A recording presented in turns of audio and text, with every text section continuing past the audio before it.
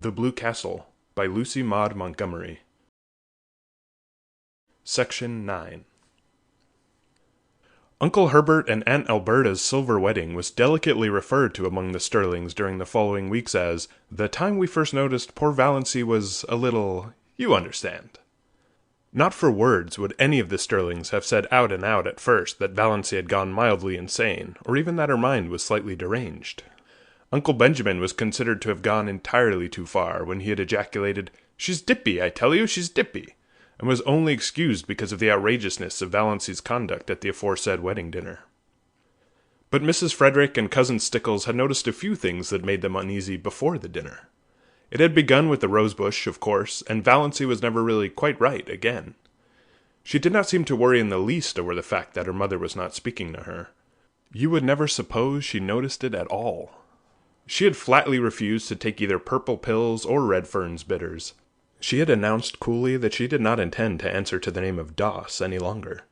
She had told Cousin Stickles that she wished she would give up wearing that brooch with Cousin Artemis Stickles' hair in it. She had moved her bed in her room to the opposite corner. She had read Magic of Wings Sunday afternoon. When Cousin Stickles had rebuked her, Valancy had said indifferently, "Oh, I forgot it was Sunday," and had gone on reading it. Cousin Stickles had seen a terrible thing. She had caught Valancy sliding down the banister. Cousin Stickles did not tell Mrs. Frederick this. Poor Amelia was worried enough as it was. But it was Valancy's announcement on Saturday night that she was not going to go to the Anglican church anymore that broke through Mrs. Frederick's stony silence. "Not going to church anymore? Doss, have you absolutely taken leave of—" "Oh, I'm going to church," said Valancy airily. "I'm going to the Presbyterian church. But to the Anglican church I will not go." This was even worse. Mrs. Frederick had recourse to tears, having found outraged majesty had ceased to be effective. "What have you got against the Anglican church?" she sobbed. "Nothing. Only just that you've always made me go there. If you'd made me go to the Presbyterian church, I'd want to go to the Anglican." "Is that a nice thing to say to your mother? Oh, how true it is that it is sharper than a serpent's tooth to have a thankless child." "Is that a nice thing to say to your daughter?" said unrepentant Valancy. So, Valancy's behavior at this silver wedding was not quite the surprise to Mrs. Frederick and Christine Stickles that it was to the rest. They were doubtful about the wisdom of taking her, but concluded it would make talk if they didn't. Perhaps she would behave herself, and so far no outsider suspected there was anything queer about her. By a special mercy of Providence, it had poured torrents Sunday morning, so Valancy had not carried out her hideous threat of going to the Presbyterian church. Valancy would not have cared in the least if they had left her at home. These family celebrations were all hopelessly dull. But the Stirlings always celebrated everything. It was a long-established custom. Even Mrs. Frederick gave a dinner party on her wedding anniversary, and Cousin Stickles had friends in to supper on her birthday. Valancy hated these entertainments, because they had to pinch and save and contrive for weeks afterwards to pay for them. But she wanted to go to the silver wedding. It would hurt Uncle Herbert's feelings if she stayed away, and she rather liked Uncle Herbert. Besides, she wanted to look over all her relatives from her new angle. It would be an excellent place to make public her Declaration of Independence if occasion offered. "Put on your brown silk dress," said Mrs. Stirling. As if there were anything else to put on! Valancy had only the one festive dress, that snuffy brown silk Aunt Isabel had given her. Aunt Isabel had decreed that Valancy should never wear colors. They did not become her. When she was young, they allowed her to wear white, but that had been tacitly dropped for some years. Valancy put on the brown silk. It had a high collar and long sleeves. She had never had a dress with low neck and elbow sleeves, although they had been worn, even in Deerwood, for over a year. But she did not do her hair pompadour. She knotted it on her neck and pulled it out over her ears. She thought it became her, only the little knot was so absurdly small. Mrs. Frederick resented the hair, but decided it was wisest to say nothing on the eve of the party. It was so important that Valancy should be kept in good humor, if possible, until it was over. Mrs. Frederick did not reflect that this was the first time in her life that she had thought it necessary to consider Valancy's humors. But then, Valancy had never been queer before. On their way to Uncle Herbert's, Mrs. Frederick and Cousin Stickles walking in front, Valancy trotting meekly along behind, Roaring Abel drove past them. Drunk as usual, but not in the roaring stage. Just drunk enough to be excessively polite. He raised his disreputable old tartan cap with the air of a monarch saluting his subjects, and swept them a grand bow. Mrs. Frederick and Cousin Stickles dared not cut Roaring Abel altogether. He was the only person in Deerwood who could be got to do odd jobs of carpentering and repairing when they needed to be done, so it would not do to offend him. But they responded with only the stiffest, slightest of bows. Roaring Abel must be kept in his place. Valancy, behind them, did a thing they were fortunately spared seeing. She smiled gaily and waved her hand to Roaring Abel. Why not? She had always liked the old sinner. He was such a jolly, picturesque, unashamed reprobate, and stood out against the drab respectability of Deerwood and its customs like a flame-red flag of revolt and protest. Only a few nights ago, Abel had gone through Deerwood in the wee sma's, shouting oaths at the top of his stentorian voice which could be heard for miles, and lashing his horse into a furious gallop as he tore along prim, proper Elm Street. Yelling and blaspheming like a fiend, shuddered Cousin Stickles at the breakfast table. I cannot understand why the judgment of the Lord has not fallen upon that man long ere this, said Mrs. Frederick petulantly, as if she thought Providence was very dilatory and ought to have a gentle reminder. He'll be picked up dead some morning. He'll fall under his horse's hoofs and be trampled to death, said Cousin Stickles reassuringly. Valancy had said nothing, of course, but she wondered to herself if Roaring Abel's periodic sprees were not his futile protest against the poverty and drudgery and monotony of his existence. She went on dream sprees in her blue castle. Roaring Abel, having no imagination, could not do that. His escapes from reality had to be concrete. So she waved at him today with a sudden fellow feeling, and Roaring Abel, not too drunk to be astonished, nearly fell off his seat in his amazement. By this time they had reached Maple Avenue and Uncle Herbert's house, a large, pretentious structure peppered with meaningless bay windows and excrescent porches, a house that always looked like a stupid, prosperous, self-satisfied man with warts on his face. A house like that, said Valancy solemnly, is a blasphemy. Mrs. Frederick was shaken to her soul. What had Valancy said? Was it profane, or only just queer? Mrs. Frederick took off her hat in Aunt Alberta's spare room with trembling hands. She made one more feeble attempt to avert disaster. She held Valancy back on the landing as Cousin Stickles went downstairs. Won't you try to remember you're a lady? She pleaded. Oh, if there were only any hope of being able to forget it, said Valancy wearily. Mrs. Frederick felt that she had not deserved this from Providence. End of Chapter 9. Read by Leo Perill. Chapter 10. Bless this food to our use, and consecrate our lives to thy service, said Uncle Herbert briskly.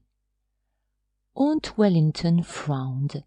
She always considered Herbert's graces entirely too short and flippant. A grace, to be a grace in Aunt Wellington's eyes, had to be at least 3 minutes long and uttered in an unearthly tone, between a groan and a chant. As a protest, she kept her head bent a perceptible time after all the rest had been lifted. When she permitted herself to sit upright, she found Valancy looking at her. Ever afterwards, Aunt Wellington averred that she had known from that moment that there was something wrong with Valancy. In those queer, slanted eyes of hers, she should always have known she was not entirely right with eyes like that. There was an odd gleam of mockery and amusement, as if Valancy were laughing at her. Such a thing was unthinkable, of course. Aunt Wellington at once ceased to think it. Valancy was enjoying herself. She had never enjoyed herself at a family reunion before. In social functions, as in childish games, she had only filled in. Her clan had always considered her very dull. She had no parlour tricks, and she had been in the habit of taking refuge from the boredom of family parties in her blue castle, which resulted in an absent-mindedness that increased her reputation for dullness and vacuity. She has no social presence whatever, Aunt Wellington had decreed once and for all. Nobody dreamed that Valancy was dumb in their presence merely because she was afraid of them. Now she was no longer afraid of them. The shackles had been stricken off her soul. She was quite prepared to talk if occasion offered.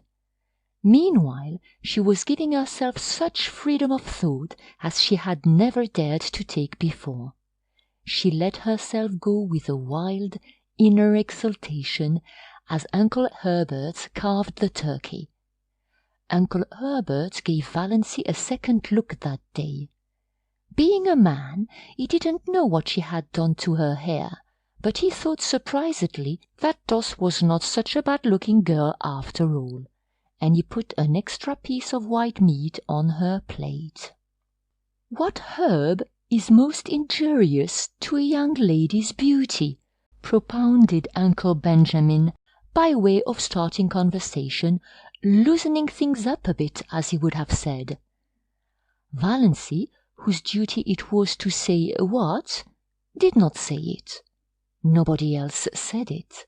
So Uncle Benjamin, after an expectant pause, had to answer "Time," and felt that his riddle had fallen flat. He looked resentfully at Valancy, who had never failed him before. But Valancy did not seem even to be aware of him. She was gazing around the table, examining relentlessly everyone in this depressing assembly of sensible people, and watching their little squirms with a detached, amused smile.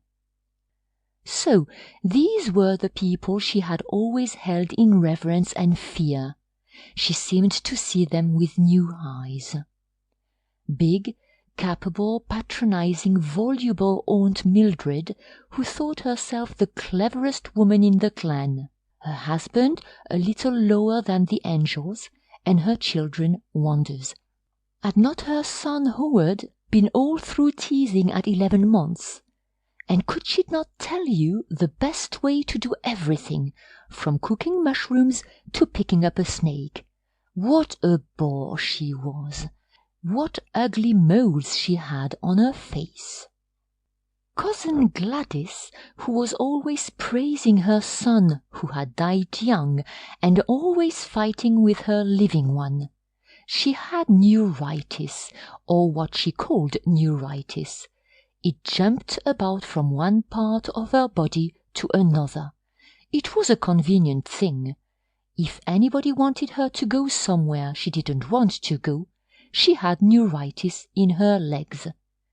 And always, if any mental effort was required, she could have neuritis in her head. You can't think with neuritis in your head, my dear. What an old humbug you are, thought Valancy impiously. Aunt Isabel. Valancy counted her chins. Aunt Isabel was the critic of the clan. She had always gone about squashing people flat. More members of it than Valancy were afraid of her. She had, it was conceded, a biting tongue. "I wonder what would happen to your face if you ever smiled," speculated Valancy unblushingly. Second cousin Sarah Taylor, with her great, pale, expressionless eyes, who was noted for the variety of her pickle recipes and for nothing else. So afraid of saying something indiscreet that she never said anything worth listening to. So proper that she blushed when she saw the advertisement picture of a corset and had put a dress on a Venus de Milo statuette which made it look real tasty. Little cousin Georgiana, not such a bad little soul, but dreary, very, always looking as if she had just been starched and ironed, always afraid to let herself go. The only thing she really enjoyed was a funeral. You knew where you were with a corpse. Nothing more could happen to it. But while there was life, there was fear. Uncle James, handsome, black, with a sarcastic trap-like mouth and iron-grey sideburns, whose favourite amusement was to write controversial letters to the Christian Times attacking modernism. Valancy always wondered if he looked as solemn when he was asleep as he did when awake. No wonder his wife had died young. Valancy remembered her, a pretty, sensitive thing. Uncle James had denied her everything she wanted and showered on her everything she didn't want. He had killed her quite legally. She had been smothered and starved. Uncle Benjamin, wheezy, pussy-mouthed, with great pouches under his eyes that held nothing in reverence.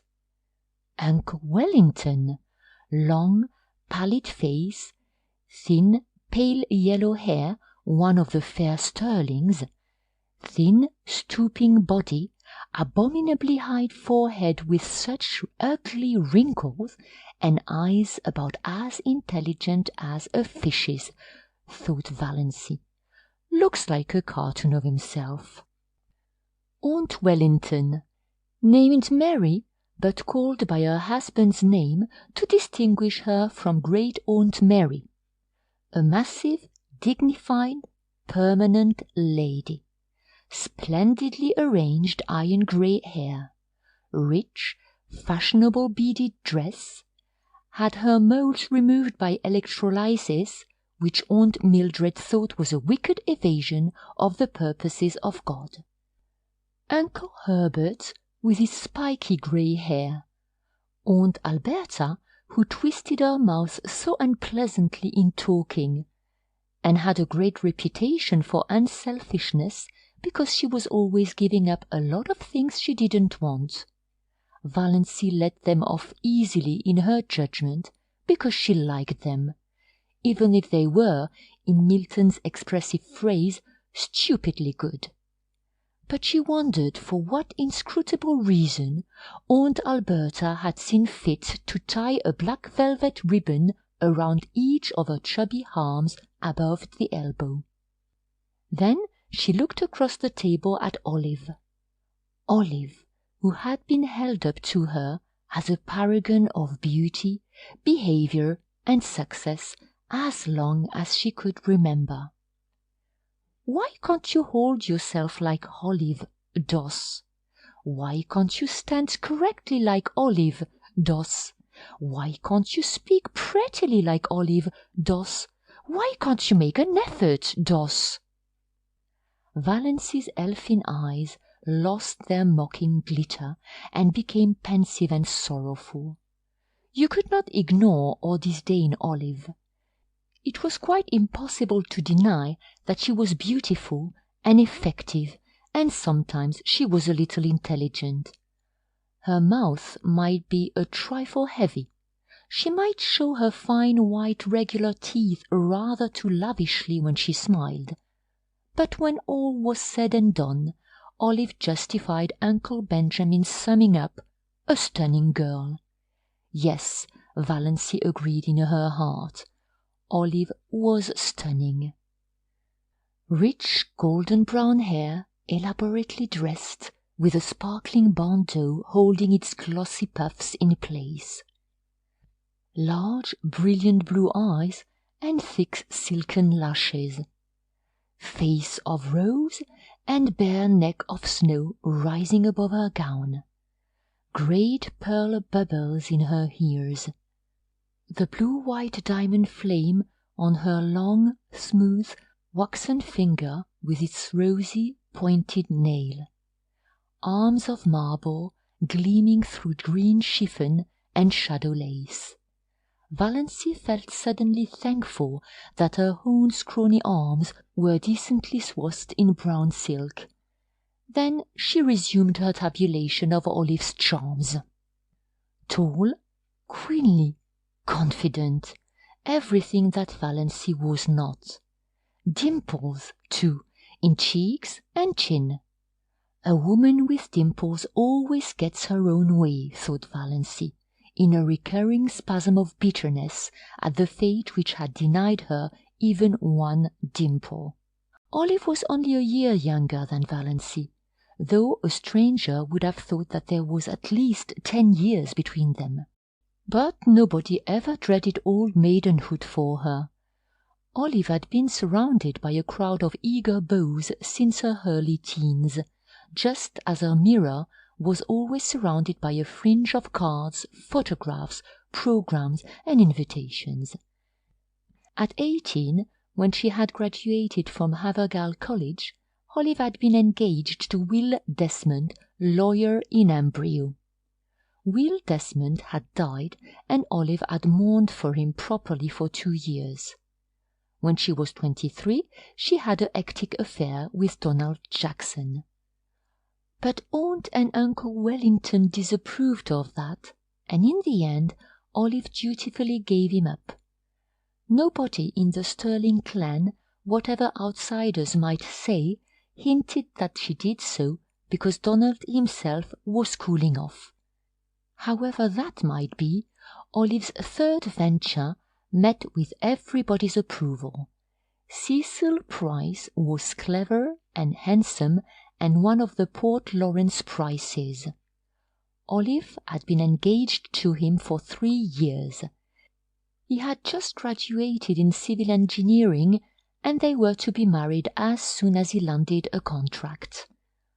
Olive's hope chest was full to overflowing with exquisite things, and Olive had already confided to Valancy what her wedding dress was to be.